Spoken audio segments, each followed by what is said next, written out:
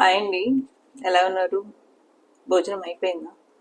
Maybe video upload అవ్వడానికి కొంత time ఎక్కువ తీసుకుంటుంది, ఎందుకంటే కొంత ప్రిపరేషన్ ఏదండి, కొంత సివియర్ కోల్డ్ ఉన్నట్టు అన్న కుదరట్లేదు. సో కొంత లేట్ అప్లోడ్ అవుతుంటుంది.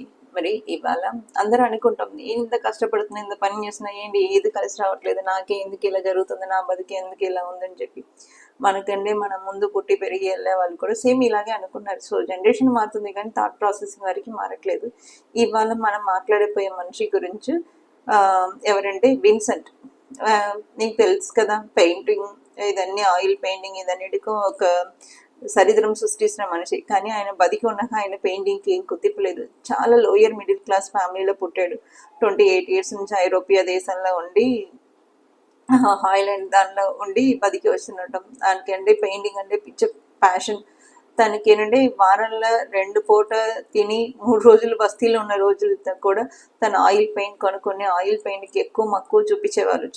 తను ఆల్మోస్ట్ 2100 పెయింటింగ్స్ లాస్ట్ తను చనిపోయే 2 yearsలో తను వేసుకున్నది ఎవరు కొనటం కాదు కదా, కుట్టించడం కూడా కుట్టించలేదు. ఫ్రీగా ఇచ్చుకున్నా కూడా తీసుకునే వాళ్ళు లేదు. ఇందువల్ల ఏంటంటే చాలా మెంటల్ డిప్రెషన్ ఇదన్నీ చేసుకుని తన మదం మార్చిన దానిలో కూడా కొంత తృప్తి లేకపోవటం వల్ల మళ్ళీ అక్కడ నుంచి యూకే నుంచి మళ్ళీ ప్యారిస్కు షిఫ్ట్ అయ్యి ఇదన్నీ థాట్ ప్రాసెసింగ్ ఇదన్నీ అయిపోయి సివియర్ డిప్రెషన్లో ఉండి ఇదన్నీ జరుగుతుంది. వాళ్ళ బ్రదర్ ఏమో ఫైనాన్షియల్గా తను హెల్ప్ చేయడం జరిగింది. తను అసలు ఇష్టపడే పెయింటింగ్ ఏంటంటే ఎక్కువ కూలీలను చూసుకుని, అంటే వ్యవసాయం చేసిన కూలీలు అంటే తనకి ఇన్స్పిరేషన్. అందువల్ల ఎక్కువ బీట్లో ఉన్న పొలాల్లో ఉన్న అమ్మాయిల్ని అట్లా తను పెయింటింగ్ అంతా కూడా లోన్లీనెస్ని ఇండికేట్ చేస్తూ ఉంటుంది. తను పెయింటింగ్ ఇదన్నీ కూడా తీసుకున్న కాన్సెప్ట్ ఏంటంటే లైట్ కలర్స్కి ఎక్కువ ప్రిఫరెన్స్ ఇచ్చేవాళ్ళు.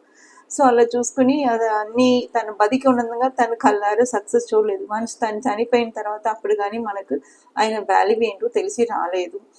తను ఏంటంటే 28 years తర్వాత పెయింటింగ్ ఇదని స్టార్ట్ చేసి 37 yearsలో తను మానసిక సోపాలన్నీ అందించుకుని తన ఫ్రెండ్ని కాల్చటం పోయేసరికి మిస్ఫైర్ ఇదైపోయి తనే కాల్చుకొని తను కాల్చడం వల్ల వెన్నుపూసల్లో ఇన్ఫెక్షన్ రావటం వల్ల ఒక 2 days తర్వాత తను చనిపోయడం జరిగింది. చనిపోయిన ముందు వరకు చాలా బాగా అందరితో కలివిడిగా ఉండేవాడు. అందుకు ముందు ఎవరితో మాట్లాడటం ఇదన్నీ చేసేవాడు. తనలో తను మాట్లాడుకోవటం చాలా, అంటే పేదరికంగా ఉన్నాడు కాబట్టి ఫుడ్ సరిగ్గా లేకుండా చాలా లీన్గా ఉండటం ఇదన్నీ చేసుకుని వచ్చాడు.